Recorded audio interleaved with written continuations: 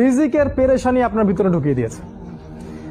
প্রতিটা যুবককে জিজ্ঞাসা করেন, দেখবেন পেরেশান যে খাবো কি আর জীবনে করবোটা কি। দেখবেন মানে ভাবখানা এমন যে ও যদি 5 ওয়াক্ত নামাজ পড়ে, কোরআন তেলাওয়াত করে, রোজা রাখে, আল্লাহর হুকুম সব মেনে চলে, হ্যাঁ খুব মুত্তাকি মানুষ, পরেজগার মানুষ, কিন্তু বেচারা একটা ছোট মুদির দোকানে কাজ করে, বেচারা একটা ধরেন সবজি বিক্রি করে বা হালাল কোনো কাপড়ের ব্যবসা করে, ওর ভাবখানা এমন জীবনটাই নষ্ট হয়ে গেল। আমার জীবনে কিছুই করতে পারলাম না, কি করলাম জীবনে, নিজের পায়ে দাঁড়াতেই পারলাম না।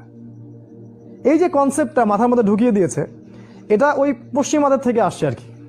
পশ্চিমা থেকে দেশে দেশে, এই দেশ থেকে গভর্নমেন্ট এবং সমাজের মাধ্যমে সব যুবকদের মাথায় মাথায় জীবনে প্রতিষ্ঠিত হতে হবে, দাঁড়াতে হবে। এর মাধ্যমে আপনি কি বোঝাচ্ছেন?